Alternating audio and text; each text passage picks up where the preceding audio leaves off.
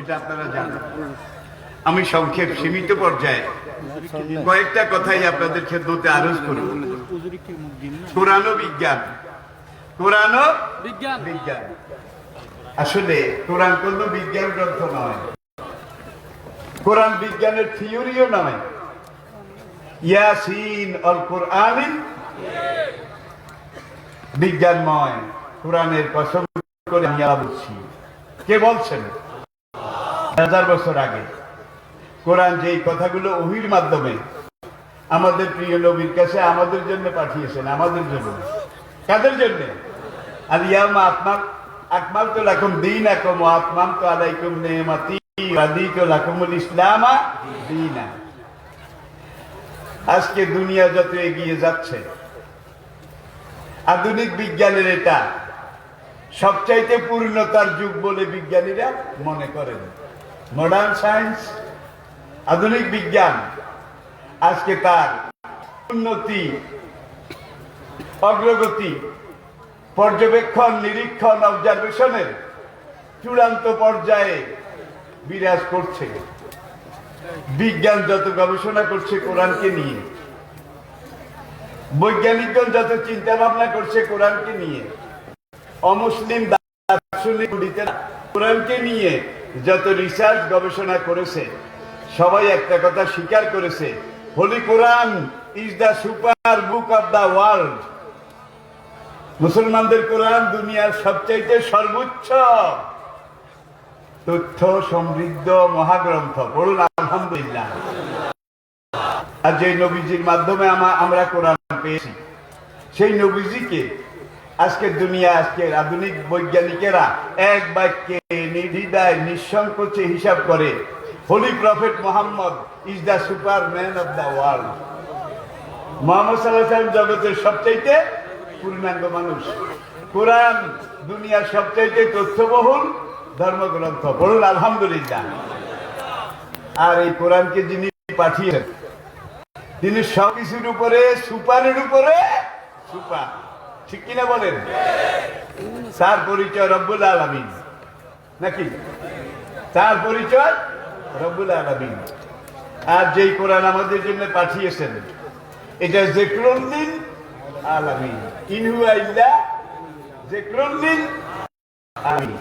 আর যেই নবীজির মাধ্যমে এই কোরআন আমাদের কাছে এসেছে, সেই নবীজির পরিচয় হলো রহমতুল লিল আলামিন। রব্বুল আলামিন, রহমতুল লিল আলামিন, যিকরুল লিল। তিনটাই জাতীয় নাকি আন্তর্জাতিক? জাতীয় নাকি আন্তর্জাতিক? মুসলমান দুনিয়ার বুকে একমাত্র জাতি, আন্তর্জাতিক জাতি। এর আগে সুহুফ ইব্রাহিম ওয়া মূসা, মাসালুহুম ফিত তাওরাতে ওয়া মাসালুহুম ফিল ইনজিল। তাওরাত, জবুর, ইনজিল, এইসব যুগে মূসা আলাইহিস সালামের জামানায়ও তাওরাতের একজন হাফেজ সাহেব ছিল না। তাওরাত নাজিলের সময়ও একজন হাফেজ তাওরাতের ছিল না। ওয়া আতাইনা দাউদা জাবুরা। দাউদ আলাইহিস সালামকে ইউনানি ভাষায় আল্লাহ পাক যে জাবুর কিতাব দিয়েছিলেন, সেই জাবুর কিতাব নাজিলের জামানায় দাউদ আলাইহিস সালামের যুগেও জাবুর কিতাবের একজন হাফেজ সাহেব ছিল না। থাকলে সেটা অন্তত এনসাইক্লোপিডিয়া ব্রিটানিকাতে লেখা থাকতো। ঠিক কিনা বলেন? ইনজিলের যুগে, ঈসা আলাইহিস সালামের জামানায় ইনজিলের একজন হাফেজ সাহেব বোধহয় ছিল না। কিম্বুত কি মাকার বিদঘুটে এগুলো মুখস্থ করার কারণ বাবারও এখতিয়ারে নাই। আর এই কোরআন যেদিন থেকে নাজিল শুরু, সেদিন থেকে হাফেজ শুরু। আমি বোধহয় বেশি বলেছি, আমার বলার মধ্যে পক্ষপাতিত্ব আছে? নিরপেক্ষভাবে আমি বলছি, ওলাকা দিয়া সান্নাল কোরআনা লিযিকরি ফাহাল মিন মুদ্দাকির। এই কোরআন যারা মুখস্থ করতে চায়, তাদের জন্য কোরআন মুখস্থ করা আমি আল্লাহ সহজ করে দিয়েছি। যারা একবার মুখস্থ করে মরণ পর্যন্ত স্মরণ রাখতে চায়, এই কোরআন স্মরণ রাখা আমি তাদের জন্য সহজ করে দিয়েছি। ওলাকা দিয়া সান্নাল কোরআনা লিযিকরি। এই কোরআন একবার তেলাওয়াত করে, শুনে, বুঝে যারা কোরআন অনুযায়ী আমল করতে চায়, জীবন গঠন করতে চায়, এটা আমি তাদের জন্য সবচাইতে সহজ করে দিয়েছি। তাহলে আমি বলছিলাম তাওরাত জবুর ইনজিলের কোন হাফেজ সাহেব এই যুগে নাই, সেই যুগেও ছিল না, কোন যুগে ছিল না। প্রাচীন ভারতের সত্য যুগ, দাপর যুগ, ত্রেতা যুগ, আর আজকে কলির যুগ। সত্য, ত্রেতা, দাপর, কলি, এই তিন যুগে বেদের একজন হাফেজ ব্রাহ্মণ ছিল? ছিল? ছিল না। এরপরে আসুন যে পুরাণের, মহাভারতের, কল্কির, বৃহৎ বিষ্ণু পুরাণের একজন হাফেজ সাহেব ছিল, এমন কোন রেকর্ড আছে? বুদ্ধদেবের আমলে ত্রিপিটকের একজন হাফেজ সাহেব ছিল, এমন রেকর্ড আছে? নাই। বিদায় হজ্জে নবীজি যেদিন মানবাধিকারের মহাসনদ আর নবীজির জীবনের সবচেয়ে লম্বা বক্তৃতা, বিদায় হজ্জের দিন 27 মিনিট। বিদায় হজ্জের ভাষণ কত মিনিট? 27 মিনিট। নবীজি কথা বলতেন 2 মিনিট, 3 মিনিট, সর্বোচ্চ 5 মিনিট। এর বেশি বক্তৃতা ওয়াজ করতেন না। কিন্তু বিদায় হজ্জে 27 মিনিট নবীজি জীবনের শেষ ভাষণ দিয়েছিলেন। ইবনে সাদের বর্ণনা অনুযায়ী, আহমদের রাওয়ায়াত অনুযায়ী সেখানে 1,24,000 সাহাবা উপস্থিত ছিলেন। বালাজুরির রাওয়ায়াত অনুযায়ী সেদিন সেখানে 1,40,000 সাহাবা উপস্থিত ছিলেন, সবাই হাফেজে কোরআন ছিলেন। সাহাবারা একবার পড়লেই মুখস্থ হয়ে যেত। এরপরে দেখুন, জবা কুসুমা শঙ্কা সমকাশ্য বিয়ং নাসং ও সামুন্ডে জয় জয় সম্ভয় সম্ভয় সর্বসত্তা নামং সাহা, এগুলা কি মুখস্থ করার জিনিস? কার বাবার ক্ষমতা আছে এগুলা মুখস্থ করলে আবার স্মরণ রাখবে? তাওরাতের ভাষা দেখুন, অলে ইসমাইলি মেউদ মেউদ শোনেন, অত হিব্রেথি বি মেউদ শোনেন গাই গাদল। সেই বিলাতে ব্রিটিশ মিউজিয়াম থেকে আমি এই লাইনগুলো সংগ্রহ করেছি। সেখানে দেখতে গিয়ে মুখস্থ করা সম্ভব নয়। ওআইসির হিসাব অনুযায়ী এই ঘোর কলির যুগে ইসলামের বিরুদ্ধে এত সংঘাত, এত কিছুর পরেও আজকে পুরা পৃথিবীতে 1,34,00,000 আন্তর্জাতিক মানের হাফেজে কোরআন জীবিত আছে। রিপিট, 1,34,00,000 আন্তর্জাতিক মানের। এই কথাটা কিন্তু এনসাইক্লোপিডিয়া কোট করেছে।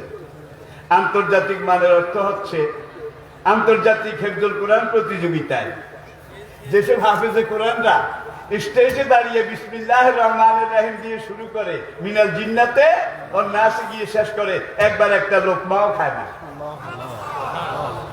তুফান মেয়ে, তুফানি হাফেজ। আমাদের গ্রাম দেশে তো আমাদের যারা রয়েছেন প্রথম তারা বিয়েলে পিছনে আরেকজন লাগে, লোকমা দেওয়া লাগে, ঠিক না ভাই? ঠিক। কিন্তু এদের 1,34,00,000 এমন মানের যাদের জীবনে কোনোদিন লোকমা লাগে না। আর সেই 1,34,00,000 লগে আপনার আমার গ্রামের আদম আলী হাফেজ সাহেব, কদম আলী হাফেজ সাহেব, কুবাদ আলী হাফেজ সাহেব, ওনাদেরকে যদি যোগ করা হয় কয় কোটি হবে? আল্লাহু আকবার, আল্লাহু আকবার। একদিকে কোরআন কাগজে লেখা আছে, ঠিক কিনা? আর একদিকে মানুষের এখানে লেখা আছে, এখানে লেখা আছে। কাগজের লেখা জ্বালিয়ে ফেলা যায়, পুড়িয়ে দেওয়া যায়, সাগরে নিক্ষেপ করে হারিয়ে ফেলা যায়, কিন্তু কলমের লেখা এটাকে পড়া যায় না, নাকি যায়? এটাকে পাথর দিয়ে ঘষলে বোধহয় উঠে, এটাকে ঘষা মাজা করলে বোধহয় এটা বুঝে যায়, নিশ্চিহ্ন হয়ে যায়। পাটালিপুত্রের আইন পাথরে লেখা ছিল, কাষ্ঠফলকে লেখা ছিল, বুদ্ধদেবের উপদেশ পাথরে লেখা ছিল, কাষ্ঠফলকে লেখা ছিল, চামড়ায় লেখা ছিল। সব কিছু হারিয়ে গেছে। রাশিয়া 72 বছর কোরআন বেআইনি, পড়া নিষেধ, পড়ানো নিষেধ, বিদেশ থেকে কোরআনের কপি আনা নিষেধ। যে 72 বছর সেখানের মুসলমান মা বাবারা নিজেরা কোরআন মুখস্থ করে বাচ্চাদেরকে মুখস্থ এইভাবে 72 বছর কোরআনকে বোধহয় ঠেকাতে পেরেছে। এরপরে 90 দশকের শুরুতে যখন টানাপোড়েন ক্রাইসিস শুরু হলো, সোভিয়েত ইউনিয়ন ভেঙে গেল এবং রাশিয়া ভেঙে 13টা মুসলমানদের স্বাধীন হয়ে গেল। এটা বেশি দিন আগের কথা নয়, আপনারা জানেন। কোরআনকে ঠেকাতে গিয়ে তারা নিজেরা ঠেকে গেছে, কোরআনকে আটকাতে গিয়ে তারা নিজেরা আটকে গেছে। কোরআন আটকাবার জিনিস নয়। আল্লাহু মুতিম্মু নূরিহি ওয়ালাউ কারিহাল কাফিরুন। অসুবিধা হচ্ছে না? আমি আগেই বলেছি আমি সীমিত পর্যায়ে কথা বলবো, আর মাগরিবের আজান আমাদেরকে সময়ও বেশি পারমিট করবে না, যার জন্য আমি এই নির্ধারিত সময়ের ভিতরেই কাল্লা ইন্না কিতাবাল আবরারে লাফি ইল্লিয়িন। ওরে দুনিয়ার মানুষ, তোমরা যত সহজ মনে করেছো এত সহজ নয়, কখনো নয়। আবু জেহেল একদিন দারুন নদওয়াতে মিটিং ডাকলো, করে সে সব নেতারা হাজির হলো।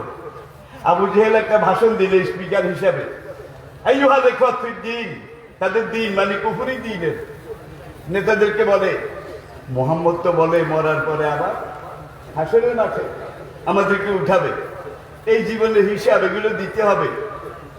যারা ভালো করবে ভালো পাস করবে, আর যারা খারাপ করবে ফেল করবে জাহান্নামে যাবে। তোমাদের প্রতি আমার একটা অনুরোধ, হাসরের মাঠ এটা কোনোদিন হবে না, কিয়ামত কোনোদিন হবে না। কিয়ামত যদি হয়, হাসরের মাঠ যদি হয়, আমাদেরকে কোনোদিন উঠানো হাসরের মাঠে হাজির করানো যাবে না। সে আবার ব্যাখ্যা দিচ্ছে, আয়জা মেতনা অকুন্না তোরা। আবার কোরআন আল্লাহ বলছেন আমরা যখন মরে যাব আমাদের বডিটা মাটিতে মিশে যাবে। জালিকা রাজুম বাইদ, ভাই বেটার খোদা বলে এরপরে আমাদেরকে আবার নতুন করে জীবিত করে উঠানো হবে। এটা কোশ্চিনকালে সম্ভব নয়। হাই হাতা হাই হাতা কি লেমা তুয়াদুন, কোশ্চিনকালেও সম্ভব নয়। আমরা মরবো, মাটিতে মিশে যাব। কিসের বিচার টিচার, জান্নাত জাহান্নাম, ঘোড়ার ডিম, এগুলো সব মিথ্যা কথা, ভাই বেটার বানানোর কথা। ভাই বেটা ছিলেন তো কে?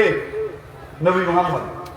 বক্তৃতা করে আবু জাহেলে, যদি হাসরের মাঠ ওইটা আমি উঠবো না, তোমরাও উঠিও না। মোহাম্মদের খোদা উপর দিয়ে যত সিঙ্গা ফুকা বাকি বাজার, আমরা একজনে উঠবো না। আমরা যদি হাসরের মাঠে না উঠি, মোহাম্মদের খোদা বিচার করবে কোন ঘোড়ার দিকে? ভালো সমাধান। হেশাম দাঁড়ালো, সেই যুগের এক টকবগে কাফের যুবক। হেশাম দাঁড়িয়ে বলে, চাচা কথা তো ভালো বলেছেন, হাসরের ময়দানে আপনি উঠবেন না, আমাদেরকে উঠতে নিষেধ করছেন, যদি উডা টুডা লাগে। আবু জেহেল বলে, হেশাম তো অর্ধেক মুসলমান হয়ে গেছে। হেশাম বলে, অর্ধেক না, এক আনাও না, আমি আগের জায়গায় আসি। তা আমার কাছে একটা যুক্তি আছে যে মুহাম্মদের সব কথা সত্য, জন্মের পর থেকে আজ পর্যন্ত একটা মিথ্যা কথা যে মুহাম্মদের মুখ থেকে আমরা শুনিনি। জন্মের পর থেকে আজ পর্যন্ত একটা ওয়াদা খেলাপ যে মুহাম্মদ করেনি, 2 নম্বরই করেনি, যার সব কথা সত্য। সাদেকুল ওয়াদিল আমিন, যে সবচেয়ে বড় আমানতদার, সৎ পরামর্শদাতা, ন্যায় বিচারকারী, যার সব কিছু ভালো, সব কিছু পজিটিভ। মুহাম্মদের মধ্যে নেগেটিভ বলতে কিছুই নাই। এখন মুহাম্মদের সব কথা সত্য হইলে হাসরের মাঠে যে মুহাম্মদ বলছে আবার জীবিত করা হবে, আসামির কাঠ গড়ায় দাঁড়ানো হবে, সেখানে হিসাব দিতে হবে। হ্যাঁ, যদি উল্টা লাগে, যদি হিসাব দেওয়া লাগে, চাষা বললেন তো ভালো, তখন কি করবেন? আবু জেহেল বলে, আজকে মিটিং শেষ, আজকে সংসদ মুলতবি, আপনারা চলে যান, রাতে ভালো করে খাবেন, উটের গোস্ত, দুলবার গোস্ত, আর দেবদেবীর নামে বলি দেওয়া। বলি বুঝেন তো? বলি কথাটা আসছে, বলবো। কোরবানির ঈদ, এই কোরবানির ঈদের সময় একজন বিত্তবান মুসলমান বড় পাঠান জাতের একটা খাসি কিনে নিয়ে যায়, গরুর কাছাকাছি, এত বড়। রাস্তার কাছে বুড়া পাঠা একটা, গাছের সাথে বাঁধা। পাঠা যখন দেখলো খাসিকে কোরবানির জন্য নিয়ে যায়, পাঠা জিভ দিয়ে বেশি কেটে কয়, যেমন মোটা হয়েছিস, তাজা হয়েছিস, হ্যাঁ তোর ভাগ্য খারাপ, তোকে কোরবানিতে জবাই করার জন্য নিয়ে যায়। হরিবল হরিবল। খাসি আবার কম না, আমাকে কোরবানি দিতে নেয়, ভালো কথা। আমাকে সম্মান করবে, ইজ্জত করবে, বিসমিল্লাহ পড়বে, তারপর শোয়াবে, আল্লাহর নাম নিয়ে আল্লাহকে সাক্ষী করে আমাকে জবাই করবে। তুই আমার এটা নিয়ে হাসছিস, তোর জন্য কালী পূজা আসতেছে। পাঠার জন্য কি আসতেছে? কালী পূজা। সেখানে তোর মাথা একবার রশি দিয়ে এইদিকে টানা দেওয়া হবে, আর ধরটাকে ওইদিকে টানা দেওয়া হবে। জবা কুসুমা শঙ্কা সমকাশ্য প্রিয়ং নাশং ও সমুদ্রে জয় জয় সম্ভয় সম্ভয় সর্বসত্তা নামং সাহা। ব্রাহ্মণ এসে মন্ত্র পড়বে আর তোর কল্লাটাকে এইভাবে টানবে, টানতে টানতে রাবারের মতো একেবারে চিকন করে ঠাকুর এসে এবার মন্ত্র পড়ে গেছে। হরি বল। তাহলে তোর মরণ হবে সেইভাবে, আর আবার মরণ হবে আল্লাহকে সাক্ষী করে। যারা আমাকে জবাই করবে আল্লাহকে ডাকবে। নবী ইব্রাহিম যেমন ইসমাইলকে জবাই করেছিল, ইব্রাহিমের সন্তানরা মুসলমান জাতির বাবা ইব্রাহিম যেভাবে জবাই করেছিল আদবের সাথে, ঠিক আমাকে সেইভাবে জবাই করা হবে। ঠিক কিনা বলেন? তাহলে সবার জন্য সবসময় কিন্তু সুদিন না, দুর্দিন আসতে পারে নাকি পারে না? পারে না ভাইয়েরা। এই দিকেও আমি যাচ্ছি না। প্রশান্ত মহাসাগরের মাঝখানে একটা গর্ত পাওয়া গেছে। এই গর্তটাকে সমুদ্র বিজ্ঞানীরা মেপেছে কদ্দূর, 18 কিলোমিটার। 18 কিলোমিটার গভীর। এটার নাম মারিয়ানা ট্রেঞ্চ। Mariana trench. সেখানে ডুবুরিরা নেমেছে। 18 কিলোমিটারের কাছাকাছি যখন গিয়েছে তখন দেখে যে সেখানে তাপমাত্রা 15,000 ডিগ্রি সেলসিয়াস। 15,000 degree Celsius. কি রে বাবা এত গরম কেন? কয় তলাতে যে পাথরের আস্তর আছে সেখান থেকে শুধু আগুন, শুধু আগুন, শুধু আগুন, আর আগুনের গুম গুম গুম গুম একটা আওয়াজ আসে। ওই মহাসাগরের তলার ওই আগুন, অনেক পাহাড় কিন্তু সাগরের তলায় বিস্ফোরিত হয়ে লাভা বের হয়ে সেখানে জমা হয়ে গেছে। অনেকগুলো পাহাড় ফাটে ফাটে চৌচির হয়ে গেছে। সেখানে এই টেম্পারেচার, তাপমাত্রা, উষ্ণতা, এটার কারণে। এটা কোনো মানুষের তৈরি গর্ত নয়, এটার নাম মারিয়ানা ট্রেঞ্চ। এটা ন্যাচারাল, প্রাকৃতিক। এক কথা আমরা বলতে পারি এটা আল্লাহর খান, আল্লাহর গর্ত, যেহেতু মানুষ করেনি। এটা প্রাকৃতিক ভাবে সৃষ্টি হয়েছে। গর্তটার নাম মারিয়ানা ট্রেঞ্চ। আপনারা বিস্তারিত জানতে হলে এনসাইক্লোপিডিয়া ব্রিটানিকা এটা দেখেন, গুগল দেখেন, গুগল, এটা তো সহজ। এখন গুগল সার্চ করেন, সেখানে আপনি দেন যে মারিয়ানা ট্রেঞ্চ, এসে যাবে। গুগল সার্চ করেন, ঈসা আলাইহিস সালাম যেখানে দাজ্জালকে হত্যা করবে, বেবাবে লুদ্দিন, লুদ শহরের গেট, সেখানকার যে বেঙ্গরিয়ান ইন্টারন্যাশনাল এয়ারপোর্ট, এগুলো আপনি গুগলে দেখেন না ভাই। গুগলটা কিন্তু আরেকটা আলাদা জগৎ বর্তমান এই বিজ্ঞানের যুগে। এরপরে মানুষ কিন্তু পৃথিবীতে আরেকটা গর্ত খনন করেছে, বলবো? এই গর্তটা রাশিয়া এবং সাইবেরিয়া, ইউরোপের একেবারে শেষ উত্তর প্রান্তে, সাইবেরিয়া এবং রাশিয়ার মাঝখানে। একদল রাশিয়ান প্রত্নতত্ত্ব বিজ্ঞানী, মৃত্তিকা বিজ্ঞানী, আরেক দল আমেরিকান, আরেক দল জার্মান। রাশিয়ান, আমেরিকান, জার্মান, এই তিনটা দেশের একদল মৃত্তিকা বিজ্ঞানী, মাটির নিচে যারা গবেষণা পর্যবেক্ষণ করে, তারা গর্ত খুঁড়েছে। খুঁড়তে খুঁড়তে তারা যখন মূল পথের 3 ভাগের 1 ভাগ গেল, দেখে যে মাটি, বালি, এঁটে, দোআঁশ, বিভিন্ন রকমের মাটি, এখানে অন্য কোনো জিনিস নাই। 11 কিলোমিটারের বাকি দিকটা যখন গেল তারা, যাওয়ার পরে দেখে যে এইবার মাটি, পাথর, মাটি, পাথর, বড় বড় পাথরের চাই আর জমাট মাটি। এটা অতিক্রম করে তারা যখন সর্বশেষ স্তরে গেল, একটা খনি খনি খনি আবিষ্কার করার জন্য তারা খুঁজতেছিল। তারা 11 কিলোমিটার গেল। কত কিলোমিটার ভাই? 11 কিলোমিটার এখান থেকে খাড়া করেন না, উপরের দিকে কেমন হবে? এই নিচের দিকে 11 কিলোমিটার গেল। যাওয়ার পরে দেখে সেখানে তাপমাত্রা, টেম্পারেচার 7,000 ডিগ্রি সেলসিয়াস।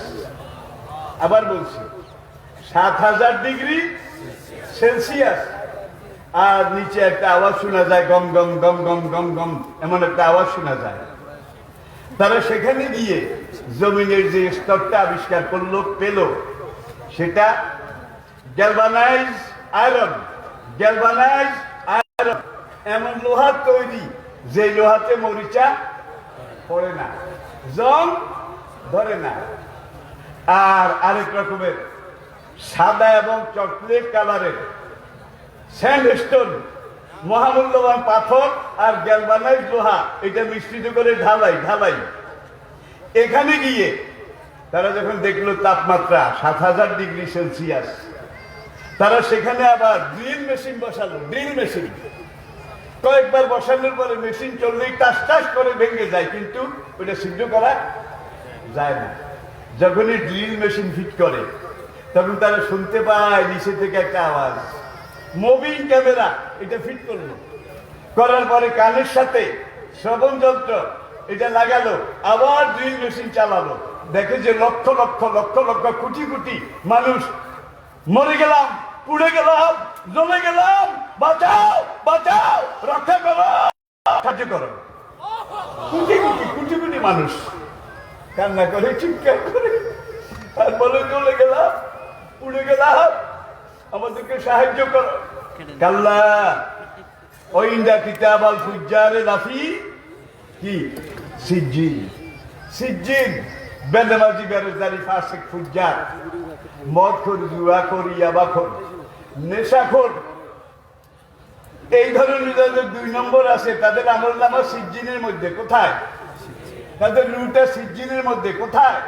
আর নামাজি, রোজাদার, দিনদার, ইমানদার, তারা মারা গেলে তাদের রুটা কোথায় যায়? কিতাব আল আবরারে লাফি ইল্লিয়িন, আমা আদরাকা মা ইল্লিয়ুন। সব তাফসীরকারক একমত। আপনি যদি নামাজি হন, রোজাদার হন, দিনদার হন, ইমানদার হন, ধর্মবর্দার হন, আপনার রূহ কবজ করার সঙ্গে সঙ্গে আজরাইল একদল ফেরেশতা নিয়ে আপনার রূহটা নিয়ে আসমানের দিকে যাবে। প্রথম আসমানের দুয়ারে গিয়ে যখন তারা দরজা নক করবে, কলিং বেল টিপবে, উপর থেকে ফেরেশতা যারা দারোয়ান তারা জিজ্ঞেস করবে, মান যে তুমি বিহি, কাকে নিয়ে এসেছো?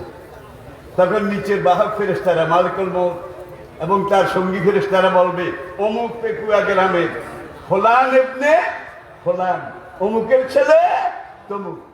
ফেরেশতারা বলবে, একটু আগে আমাদের কাছে একটা ব্লু নীল রঙের চিঠি এসেছে, সেই চিঠিতে আল্লাহ পাক আমাদের কাছে মেসেজ পাঠিয়েছে এই নামে অমুক গ্রামের অমুকের ছেলে তমুক।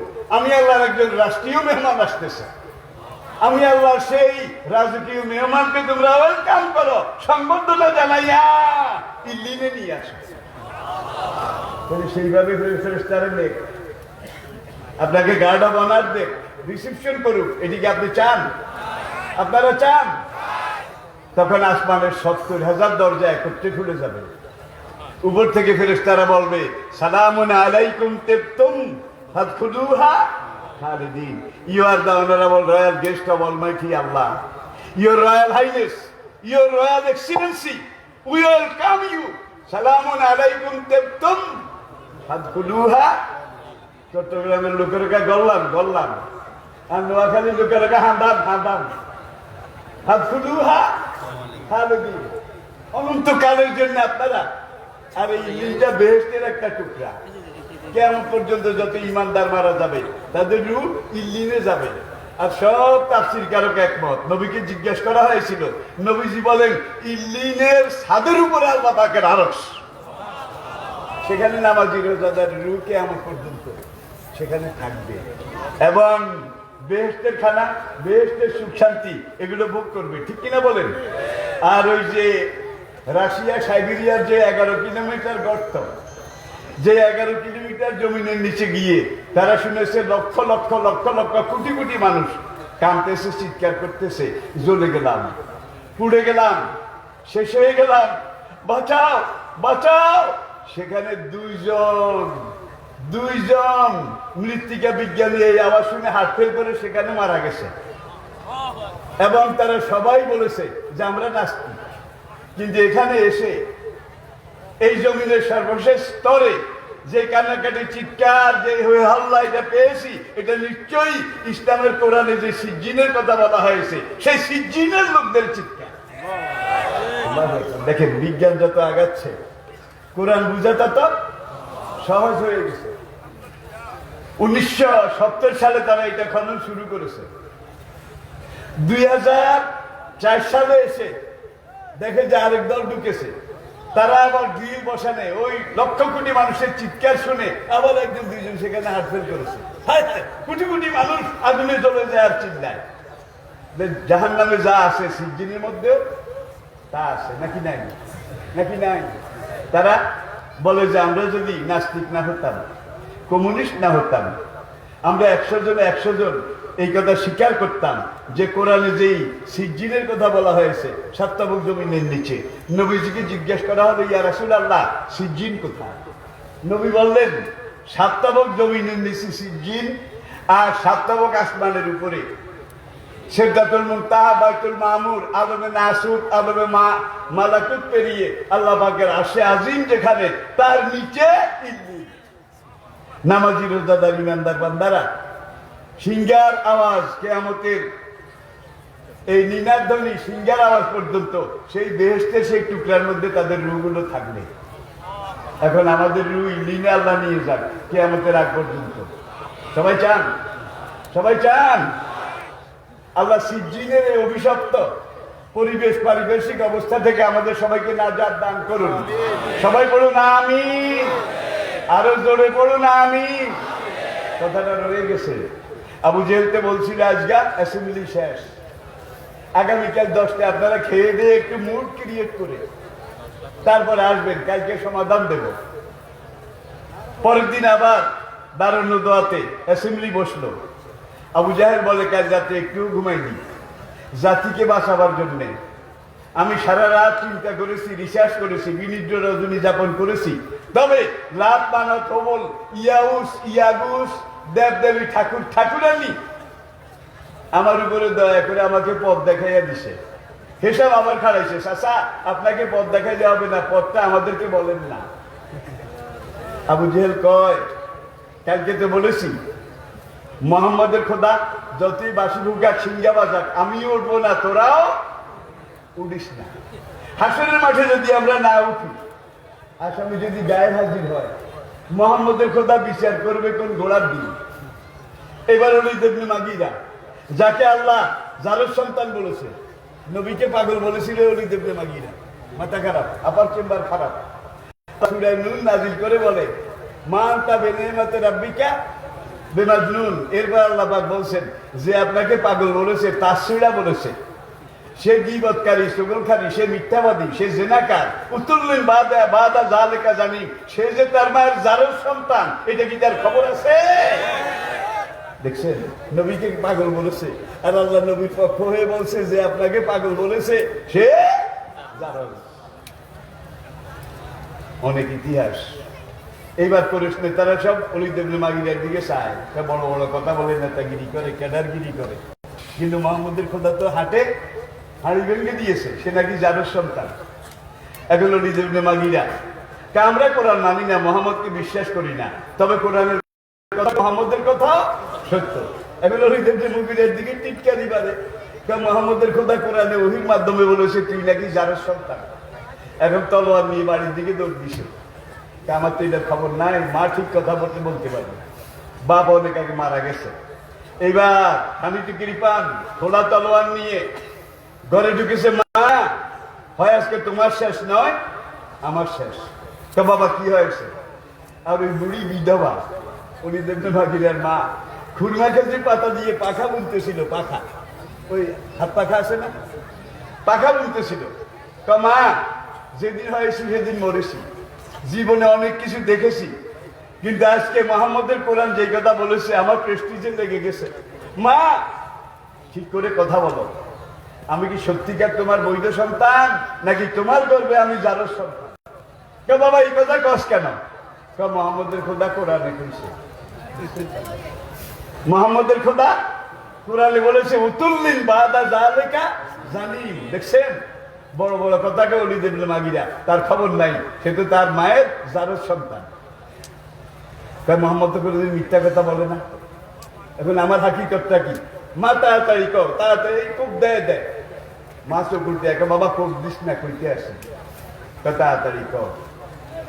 তোর বাবা আমাকে বিয়ে করে আনা করে সেই রাতে তোর বাবার একটা কালা জ্বর হয়েছিল, কালা জ্বর। সেই জ্বরে অঙ্গহানি হয় আপনারা জানেন। আমার সেক্সুয়াল পাওয়ার এই পুরুষ শক্তি এটা একেবারে -0 একবারে সব শেষ হয়ে গেছিল। কিন্তু তোর বাবার বিবাহ বন্ধনে তো আমি আসি, দিন যায় মাস যায়, দিনের পর মাস, মাসের পর বছর, বছরের পর বছর, ঋতুচক্রের আবর্তনে সময় এগিয়ে যায়। আমিও তো তখন একজন যুবতী তরুণী, আমারও তো একটু চাহিদা আছে। তোর বাবা তো ইনভেরিড কালা জ্বরে, আসলটা শেষ। একদিন তোর বাবার এক আরব বন্ধু, যাযাবর বেদুইন বন্ধু আমার ঘরে মেহমান হিসেবে এসেছিল। তোর বাবা যখন ঘুমেছিল তখন তোর বাবার বন্ধু ওই আরব মেহমান, তাকে আমি দেহদান করেছিলাম। সেই তোর বাবার আরব বন্ধুর দেহদানে তুই আমার গর্বে এসেছিস। বাবা মোহাম্মদ যেটা কইছে কথা তো ঠিক আছে, ঠিক আছে। এইবার সে মারে আর কোপ দিল না, যায় আর কয় মোহাম্মদের সব কথা সত্য, মোহাম্মদের সব কথা সত্য, আমার ব্যাপারে যেটা বলেছে এটাও সত্য। বুঝছেন কেন? এখন দরবারে যাওয়ার পরে সব নেতা ওর মুখের দিকে চায় যে মারে কি জিজ্ঞাসা করেছ? অলিদেবদিন মগিরা বলে কাজ সদাকা মোহাম্মদ, কাজ সদাকা মোহাম্মদ, যে মোহাম্মদের সব কথা সত্য। কোরআনে যেটা সবচেয়ে বড় মুজিজা, আমি যে জারের সন্তান, ওইতে কোরআনে মোহাম্মদের এই কোরআনে যেটা বলা হয়েছে সেইটাও সত্য। মায়ের কাছ থেকে আমি কনফার্ম হয়ে এসেছি। সবাই বলেন নাউজুবিল্লাহ, সবাই বলেন নাউজুবিল্লাহ। ভাই আমি এই আজানের কদিন আছে, আসুন এই আর আপনারা কি আমার উপরে রাগ করেছেন? বিরক্ত হয়েছেন? আগেই বলেছি কোরআন বিজ্ঞান গ্রন্থ নয়, বৈজ্ঞানিক থিওরি নয়। কিন্তু কোরআন যতগুলা কথা বলেছে, আজকে গবেষণায় দেখা গেছে, বিজ্ঞানের পরীক্ষা নিরীক্ষা যাচাই বাছাই দেখা গেছে, কোরআনের প্রত্যেকটা কথা বিজ্ঞান বৈজ্ঞানিক যুক্তিতে যাচাই বাছাইকৃত মহাসত্য, অটল অনড় অবিচল নিজের জায়গায় প্রতিষ্ঠিত। এটি হলো আল কোরআন। সমবেত ভাইয়েরা, ওখালাক না কমাস ওয়াজা, দুনিয়ার সব জিনিসকে আমি জোড়া হিসেবে সৃষ্টি করেছি। কে বলে? কে বলে? সূরা ইয়াসিন খোলেন, সুবহানাল্লাযী খালাকাল আজওয়াজা কুল্লাহা মিম্মা তুনবিতুল আরদ মিন আনফুসিহিম ওয়া মিম্মা লা ইয়ালামুন। জোড়া ছাড়া আমি আল্লাহ কিছু সৃষ্টি করি নাই। সবকিছুতে কি আছে? জোড়া। মানুষের মধ্যে আছে, গরু ছাগলের মধ্যে, পশু পক্ষীর মধ্যে, কীট পতঙ্গের মধ্যে, কোনটার মধ্যে নাই? এই যে আপনার মাথার উপর দিয়ে যে বৈদ্যুতিক তারগুলো আছে, আমার সামনে যে তারগুলো আছে, এই তারগুলোর মধ্যেও নেগেটিভ পজিটিভ আছে, মুযাক্কার মুআন্নাস আছে। হ্যাঁ নাকি দেন? একটা নেগেটিভ একটা পজিটিভ, একটা ইলেকট্রন আর একটা প্রোটন, একটা ধনাত্মক আর একটা ঋণাত্মক। আর কোরআন ১,৫০০ বছর আগে বলেছে আকাশে যে বিদ্যুৎ চমকে তোমরা দেখো, হুয়াল্লাযী ইউরিকুমুল বারকা খাওফাও ওয়া তামাআ। এই যে বিদ্যুৎটা চমকে, এই বিদ্যুতের মধ্যে আমরা তোমাদের জন্য অনেক শক্তি অনেক লাভ রেখে দিয়েছি। খাওফান, তবে তালে বেতালে ধরলে ভয়ের কারণ বোধহয় নাই। হ্যাঁ, শক্তির অভাব নাই, ধরতে হবে খুব টেকনিক্যালি, সাবধানে। বেঞ্জামিন ফ্র্যাঙ্কলিনের জীবনীটা পড়েন, বিদ্যুতের ধর্ম আবিষ্কার যে বিজ্ঞানী করেছে, এই আয়াত দুটার উপরে সে 18 বছর রিসার্চ করেছে, 18 বছর গবেষণা করেছে। কোরআন তো কোনো কথা মিথ্যা বলে নাই, ঠিক আছে? এই বিদ্যুতের মধ্যে আল্লাহ বহুত শক্তি রেখেছে, এটা কোরআনে বলেছে, কোরআন তো মিথ্যা বলে নাই। দেখি বিদ্যুৎটার মধ্যে কেমন পাওয়ার আছে। সে এবং তার দুই বন্ধু বৈশাখ মাস বিকেলবেলা একটা ঘুড়ি উড়াই দিয়েছে, আকাশে বিদ্যুৎ চমকাচ্ছে, বজ্র কড়াক কড়াক করে ফাটছে, ঘুড়িটা অনেক উপরে চলে গেছে। ঘুড়ির সুতাটা ছিল পিতলের তৈরি। কিসের? পিতলের তৈরি। আর নাটাইটা ছিল লোহার তৈরি, লোহার নাটাই। নাটাই ছিলেন কি? সুতা যেটাতে পাকে কন্ট্রোল করে। এখন এই নাটাই তার হাতে, হঠাৎ এইভাবে বিদ্যুৎ চমকালো। বিদ্যুতের একটা ঝলক বেঞ্জামিন ফ্রাঙ্কলিনের ওই ঘুড়ি সুতার মধ্যে এসে টাচ করলো। টাচ করার সঙ্গে সঙ্গে পুরা সুতা কি হয়ে গেছে? বিদ্যুতায়িত হয়ে গেছে। নাটাই যে লোহা সেটাও বিদ্যুতায়িত হয়ে গেছে। এইভাবে কয়েক ঝাঁকুনি দিয়ে এটাকে ফেলে দিয়ে দিছে দৌড়। বন্ধুরা এটা কি হয়েছে? বাইরে পাইছি না, বাইরে পাইছি না। এত পাওয়ারফুল, এত শক্তিশালী, যেইভাবে আমাদের খিসা শুরু করেছিল, যদি ফেলে দিয়ে না আসতাম তাহলে আমার কিল্লা ফতে করে হলাইতো। খাওয়াও ও তামা, এই জন্য বিদ্যুতের ধর্ম। তিন বন্ধু মিলে আবার বেঞ্জামিন ফ্রাঙ্কলিন তার দুই বন্ধু এটার উপরে আরো কয়েক বছর গবেষণা করে তাইলে দেখা গেল লোহার ভিতর দিয়ে তামা, দশটা পিতল, এগুলোর ভিতর দিয়ে বিদ্যুতের সঞ্চালন করা যায়, আনা যায়, যেমন এইভাবে এসেছে। তবে নেগেটিভ পজিটিভ বিদ্যুতের মধ্যেও আছে। এখন এইটাকে আনতে হলে পজিটিভ যেটা এটারে জামা পরাইতে হবে, পায়জামা পরাইতে হবে, যেটা আমাদেরকে হিট করতে, শর্ট করতে না পারে। আর নেগেটিভ যেটা মহিলা, সেটাকে বোরকা, ছায়া, ওড়না, হেজাব এগুলো বাইরে দিয়ে পরাইতে হবে, যাতে করে আমাদেরকে হিট করতে না পারে। নাম্বার 3, এই দুইটাকে এমন ভাবে নিজ নিজ জায়গায় কন্ট্রোল করতে হবে যাতে নেগেটিভ পজিটিভকে না পায়, পজিটিভ নেগেটিভকে না পায়। এই সিদ্ধান্তের পরে তারা এইবার তার বানাইলে নতুন করে, তারের উপরে কভার দিল। একটা কভার সাদা, এটা নেগেটিভ, আরেকটা লাল, এটা পজিটিভ। আছে কিনা? আছে কিনা? এবার এমন চিকন সুতা নেগেটিভ পজিটিভ ভিন্ন করেছে, ভিন্ন করে আবার ঘুরে উড়াইছে, বিদ্যুৎ চমক দিয়েছে। নাটাই এখানে বিদ্যুৎ চলে এসেছে। দেখেন, পাওয়ার হাউস থেকে বিদ্যুৎটা বের হয়, প্রোডাকশন হয়, সেখান থেকে আপনার আমার ঘরে ঘরে আসে। এখানে যে তারটা আছে, এই তারের ভিতরে কিন্তু একটা না দুইটা লাইন, একটা না দুইটা, একটা নেগেটিভ, আপনারা কথা বলেন না, আমি বুঝাতে পারি, আরেকটা পজিটিভ, একটা ইলেকট্রন আরেকটা প্রোটন, একটা মুজাক্কার আরেকটা মুআন্নাস। ওখালাকনাকুম আজওয়াজা, এই নর আর নারী, এই দুইটার সম্মিলনে বিশ্ব সভ্যতা এগিয়ে যাচ্ছে, টিকে আছে। বলেন আলহামদুলিল্লাহ। এইবার দূর পথ অতিক্রম করে এখানে এসেছে লাগের গোড়ায়, কিন্তু পথে কেউ কাউকে দেখতে পেয়েছে বোধহয়, দেখার সুযোগ আছে দূরে কভারের ভিতরে। এইবার এখানে এনে যদি মাইক বাজাতে চান, ফ্যান ঘুরাইতে চান, কলকবজা মেশিন চালাইতে চান, তাহলে নেগেটিভ পজিটিভ এই দুটারে বিয়া পড়াইতে হবে। বিয়া বুঝেন? মিলন, বিবাহ, শাদী। কি করবেন দেখুন, বিয়া পড়ানোর আগে বর কনে একজন আরেকজনকে দেখে নেওয়া, এটা আল্লাহর নির্দেশ, নবীর সুন্নাত। সুতরাং দুজনের মুখের ঘোমটা খোলো, মুখের ঘোমটা, মুখের কাপড় খোলো। কি খুলছি কিনা? এইবার কয় এজেন্ট আছে কিনা? এজেন্ট বুঝেন, বিয়ের আগে পূর্ব অনুভূতি।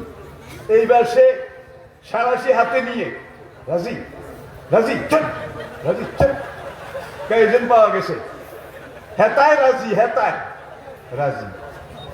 তুই কনে, তুই পাত্রী, রাজি, এজেন্ট পাওয়া গেছে। এবার বিয়া পড়া। এইবার দনুদনের উপর দিয়ে কভার একটা, এই নর নারী আজওয়াজ, স্বামী স্ত্রীর মাঝখানে কোনো পর্দা নাই। ঠিক কিনা বলেন? পুরা দুনিয়া সভ্যতা চলছে। একদল পাগলা ইলেকট্রিশিয়ান, ওদের তার ছিঁড়ে গেছে। ওরা কেন মনের পর্দা, বড় পর্দা, মন ঠিক থাকলে সব ঠিক। সুতরাং তার মাঝে মাঝে ডাকটা খোল, এইখান দিয়ে 2 আঙ্গুল খোল, নেগেটিভ পজিটিভ, এইখান দিয়ে এইখান দেয়া, প্রাইমারিতে, সেকেন্ডারিতে, হায়ার সেকেন্ডারিতে, এইচএসসিতে, কলেজে, ভার্সিটিতে, হাটে ঘাটে, মাঠে, দোকানে, ডাকটা খুলছেন ধরে ধরে দেখাইতে গেছেন। ডাকটা খুলতে যত দেরি, ইফতিজিং শুরু হয়ে গেছে, ইফতিজিং শুরু হয়ে গেছে। ঠিক কিনা বলেন? এই ইফতিজিং হইতে হইতে নর আর নারী, মুজাক্কার, মুআন্নাস, এই দুজন দশটা দশটি, এটা করতে করতে, ইফতিজিং করতে করতে এইবার এখানে আসছে লাগের গোড়ায়। এইবার বিয়া বিয়া খেলাই দুজনের মুখের ডাক না খোল, ওই আগের মতো আর কি খুলেছে। এইবার এজেন্ট ল রাজি রাজি রাজি রাজি, কোনো রিপ্লাই, কোনো জবাব নাই। তুই রাজি, তুই রাজি, কোনো জবাব নাই। হিসাব কবুল কেমনি করি? দুইজনের একজনও কোনো কথা কয় না, তারপরেও পড়াইয়া দুজনের উপর দিয়ে কভার একটা দিয়ে বিয়ে পরে এক কাজী সাহেব চলে গেছে। এক রাইতের পরে দুজন আবার আমাদের দেশে ফিল্ম জগতে যারা কাজ করে সারা বছর নেগেটিভ পজিটিভ অ্যাক্টিং করতে গেলে শর্ট করে, ওই কাজে গেলে হিট করে, ওই কাজে গেলে টিজিং করে, করতে করতে এইবার তাদের বান্ড খালি বিয়ে করাইয়া দিছে। তারা কি বিয়ে একটা করছে? তাদের বিয়ের সংখ্যা আপনারা আমরা কেউ গণনা করে শেষ করতে পারবো না। ঢাকাইয়া লোকেরা কয় মাল পানি যা আসিল আগের লড়াই খাইয়া গেছে গা। এখন বিয়ে করালে আর সংসার টিকবে না। সমাজের অবস্থা এই অবস্থা কিনা বলুন, এই অবস্থা কিনা বলুন। আসুন আমরা কোরআনে ফিরে যাই, আমাদের সংসার আবার গড়বে, আমাদের সমাজ আবার সুন্দর হবে, আমাদের পরিবেশ আবার সোনার পরিবেশ হবে, আমাদের পুরা জনপদ আবার সাহাবায়ে কেরামের সোনালী যুগ ফিরে আসবে। আল্লাহর কসম, আমার হায়াতের কসম, আমার ইমানের কসম, কোরআনে যদি আমরা ফিরে না আসি, কোরআনকে বাদ দেই, নবীকে বাদ দেই, যত রকম চেষ্টা করব আমাদের পোড়া কপাল জোড়া লাগবে না। ঠিক না বল? ঠিক। আমি বলে থাকি জীবনের অভিজ্ঞতা। বরিশাল গিয়ে স্টিমার ঘাটে আমি জাহাজ থেকে নেমেছি, কলেজ রোডে আমার মাহফিল, রিক্সায় যাচ্ছি, সদর রোডে গিয়ে দেখি এক পাগল ল্যাংটা রাস্তার উপরে উপর হয়ে পড়ে আখের শোভা, চিনেন আখের শোভা? ওই যে আর চিবিয়ে খেয়ে যে শোভা পেলেছে, আপনারা কি বলেন? আচ্ছা, এই আখের সোবড়া আর কি, সোবড়া এখন পাগলায় সোবড়া একটা লয়, মুখে দেয় চাবায়। ভাই এটার মধ্যে কি আছে? আর কেমন জিনিস একবার একজনে খায়, একজনে খেলে আরেকজনের দেয় হাতে কিছু, এটা ফেলে দেয় আরেকটা লয়। 5-6টা খাইছে, খাইয়ে খাইয়ে বিরক্ত হয়ে গেছে। বরিশালের ভাষায় ডাল দিতেছে, ও এটা হালার পোহালা। কোন হালার পোহালায় খাইছিস রে? আমার লাগে তো একটু রসথোস নাই। আমি ওরে পাগলা, তুই এমন জিনিসটা খাইলি যেটা একবার খাইলে আরেকবার খাওয়ার মতো কিছু থাকে না। নারীর নারীত্ব, সতীর সতীত্ব, মায়ের মাতৃত্ব এমন এক আল্লাহর বেহেশতি সলিল সুধা, যেটা জীবনে একবার একজনকে খাওয়ানো যায়, একজন খেলে আর দ্বিতীয়জন খাওয়ার মতো কিছুই থাকে না। পশ্চিমী দুনিয়ার সংসার ভেঙে গেছে। আমি তখন বিলাতে ওয়েস্টমিনিস্টার সিটির আদালতে একটা মামলা, ছেলে এবং মা ছেলের বিরুদ্ধে মামলা করেছে। ছেলে ভার্সিটি থেকে এসে মাকে বলে, মা আমার বাবাকে। মা বললো, এই যে তোর বাবা মিস্টার জন, আই ডাউট হিম। বাবা লাগে না। মা বহুত চেষ্টা করলো, ছেলে মানে না। মা গিয়ে আদালতে ছেলের বিরুদ্ধে মামলা করে দিল, ওয়েস্টমিনিস্টার আদালতে। আমি তখন বিলাতে ছিলাম। বাংলাদেশি এক বন্ধু বলে, ভাই চলেন আজকে একটা মামলার রায় হবে। আমি কোর্টে ছিলাম। এখন বিচারক বলে ছেলেকে, তোমার মা বলেছে অমুকে তোমার বাবা, তুমি মেনে নিলেই তো সব লেখা শেষ হয়ে যায়। ছেলে বলে, honourable sir, your royal highness, your royal excellency, মাননীয় আদালত, মেহেরবানি করে আমাকে বাধ্য করবেন না।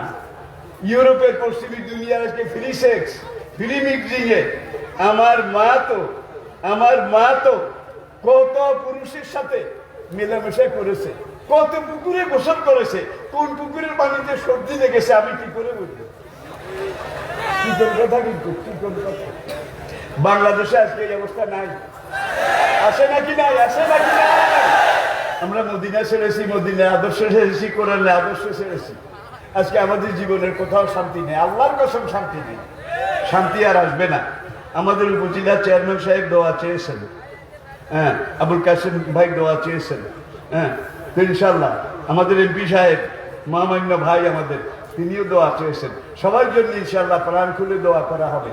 এই মাহফিল উসিলা ফজাইল এবং বারাকাতে আল্লাহ যারা দোয়া চেয়েছেন, যেই মকসুদ নিয়তের জন্য দোয়া চেয়েছেন, মেহরবানি করে কোরআনের আজমতে হুজুর নবী করিম সাল্লাল্লাহু আলাইহি সাল্লামের ইসমে মুবারক নামে নামি জাতে গেরামের বদৌলতে সবাই সব মকসুদ পুরা করে দাও, সব বিপদ দূর করে দাও, গজবের দরজা বন্ধ করে দিয়ে রহমতের দরজা খুলে দাও। আল্লাহ পাক আমাদেরকে বুঝার তৌফিক দান করুন। আসসালামু আলাইকুম। মাহফিল জারি থাকবে মাগরিবের পরে। জাফরি সাহেব, আব্দুল্লাহ আলামিন ভাই, এগুলা সবগুলো কিন্তু আর ফোয়া সবগুলা সামনে এলে কত মুসি করে আমার আব্বা কয়, আর আমি এলে এখন পাইকারি আব্বা। আমার আরেক ছেলে আব্দুল্লাহ আলামিন। আল্লাহ আপনাদেরকে কিছু সন্তান দিয়েছে, একবার চলে গেলে হাজারবার সুন্দরভাবে আল্লাহ তৈরি করে দেয়। এটি হলো আল্লাহ পাকের বিধান। আল্লাহ আমাদেরকে বুঝার তৌফিক দান করুন। মাগরিব পড়ে সবাই আপন আপন জায়গায় বসে যাবেন ইনশাআল্লাহ। রাজি আছেন তো? রাজি আছেন তো ইনশাআল্লাহ? নারায়ে তাকবীর, নারায়ে তাকবীর, নারায়ে তাকবীর। আসসালামু আলাইকুম ওয়া রাহমাতুল্লাহি ওয়া বারাকাতুহু। সম্মানিত তৌহিদি জনতা, আমরা সকলে হুজুরের জন্য দোয়া করি। উনি এই অবস্থায়, এই বয়সেও, 84 বছর বয়সেও তিনি আপনাদের সামনে এসেই কথা বলতেছেন। এই জন্য আল্লাহর দরবারে আমরা সকলে দোয়া করি, আল্লাহ পাক কোরআনের জন্য, কোরআনের তাফসীরের জন্য হুজুরের হায়াত কারে বুলন্দ করে দিন। একটা ছেলে হারিয়ে গেছে, আব্দুল কাদের নামক একটা প্রতিবন্ধী ছেলে, যার বয়স 11 বছর। পিতা হলেন আজিজুর রহমান, মা খুরশিদা বেগম। ছেলেটি কথা বলতে জানে না, একটু বয়স হয়েছে কিন্তু কথা বলতে জানে না। আমাদের এলাকার মানুষেরা চিনবেন ডাক্তার আজিজুর রহমানের ছেলে। এই ছেলেটিকে যদি কোথাও কেউ দেখেন তাহলে তার মা বাবার কাছে অথবা মঞ্চে নিয়ে আসবেন। আমি আবারও বলছি, এখন সালাতুল মাগরিবের আযান পরিবেশিত হবে। আবারও বলছি, আপনাদের মোবাইল এবং মানিব্যাগগুলো আপনারা হেফাজতে রাখবেন। মাগরিবের পরপরেই আলোচনা পেশ করবেন এই দেশের নন্দিত মুফাসসিরে কুরআন, যিনি হুবহুব আল্লামা সাঈদীর কণ্ঠে কথা বলেন, আব্দুল্লাহ আলামিন, ঢাকা। মহতরম কারি আব্দুল্লাহ আলামিন মাগরিবের পরপরে আলোচনা করবেন। মাগরিবের নামাজ এখানেই হবে। এখন আযান পরিবেশন করবেন দিদারুল ইসলাম ভাই।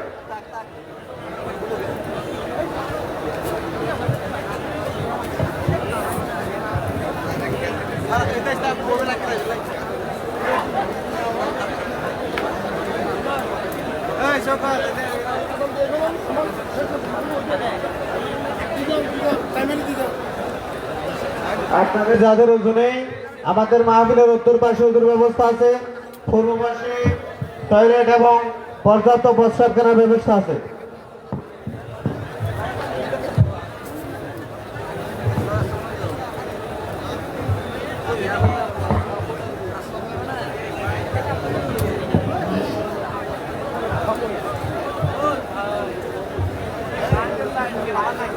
আল্লাহু আকবার, আল্লাহু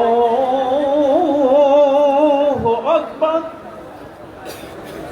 আল্লাহু আকবার, আল্লাহু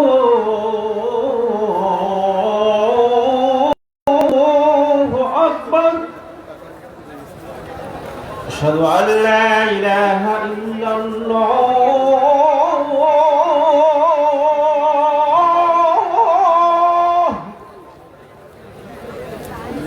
أشهد أن لا إله إلا الله.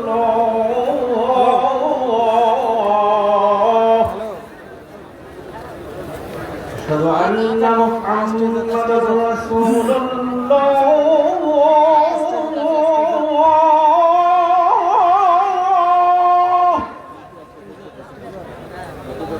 أشهد أن محمدا رسول الله.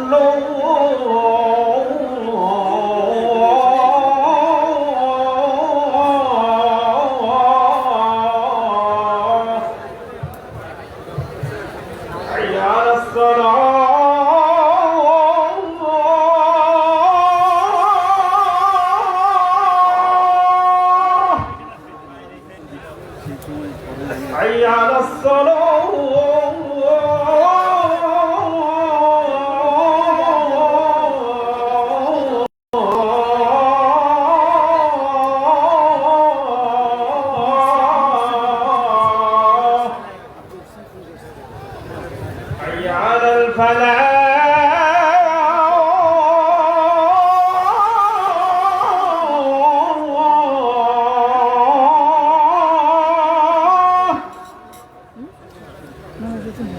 حي على الفلاح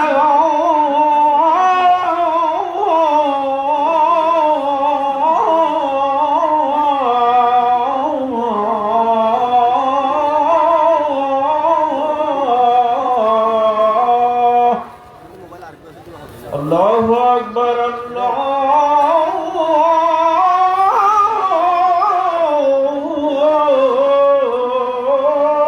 الله أكبر لا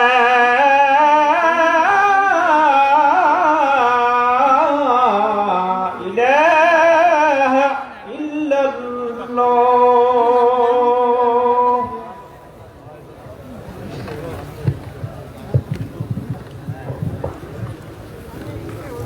নামাজ পড়ানোর জন্য আমি বিনীতভাবে অনুরোধ করছি রঙ্গিয়াখালী ইসলামিয়া কামিল মাদ্রাসার সম্মানিত অধ্যক্ষ শ্রদ্ধাভাজন ওস্তাদ জনাব মাওলানা কামাল হোসেন সাহেবকে।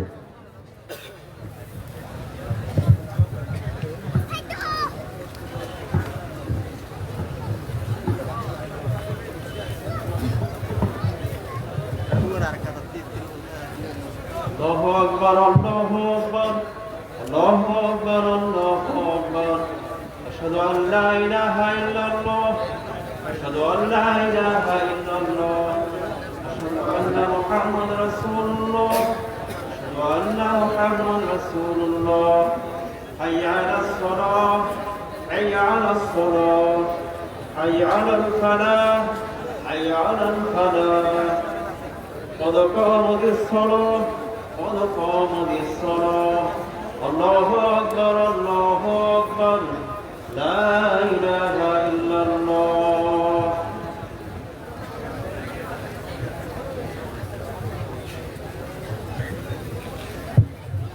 الله أكبر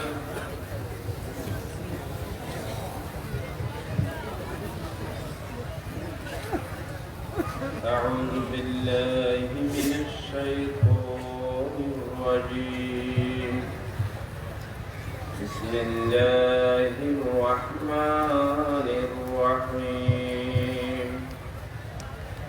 الحمد لله رب العالمين الرحمن الرحيم مالك يوم الدين إياك نعبد وإياك نستعين اهدنا الصراط المستقيم صراط الذين أنعمت عليهم غير المغضوب عليهم ولا الضالين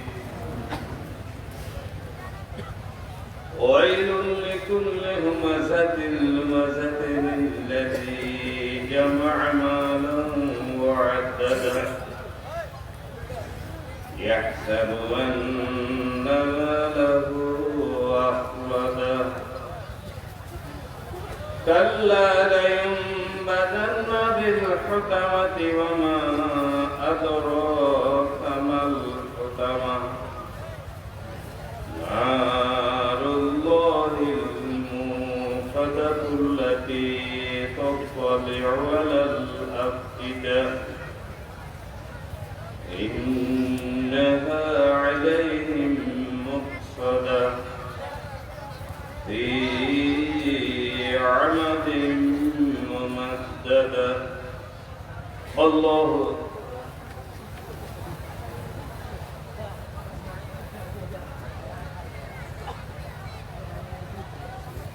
سمع الله لمن حمده الله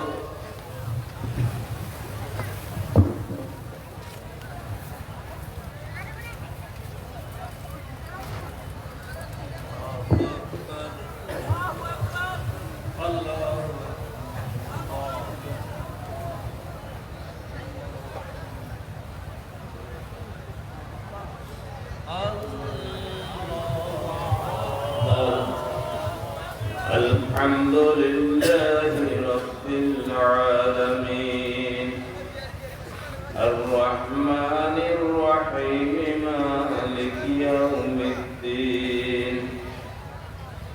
إياك نعبد وإياك نستعين اهدنا الصراط المستقيم صراط الذين أنعمت عليهم غير المغضوب عليهم ولا الضالين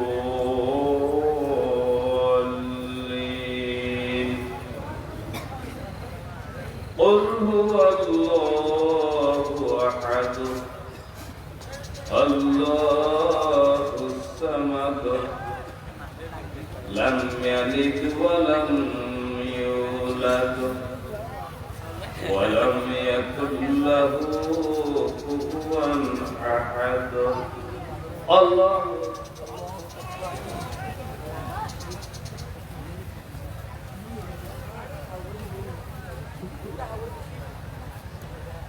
الله لمن حمده الله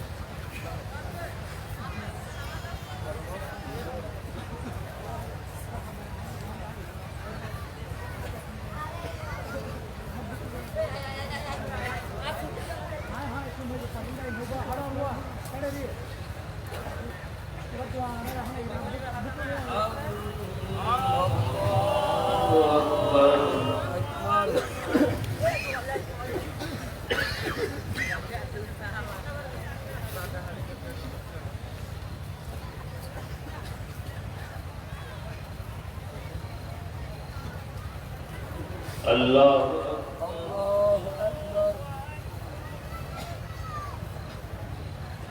سمع الله لمن حمده الله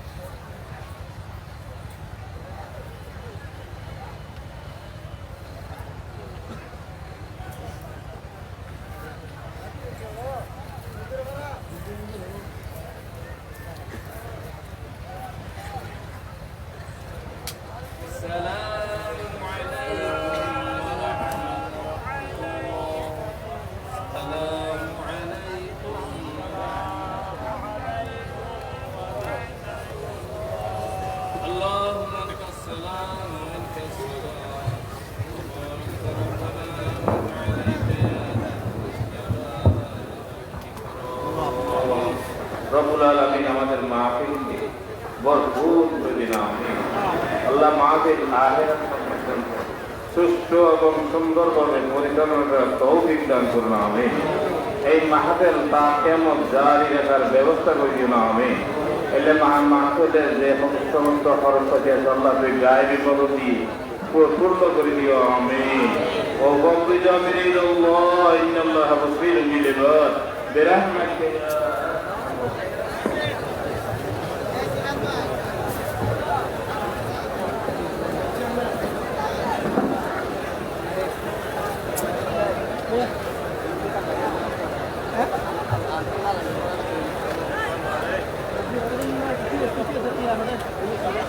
Gracias.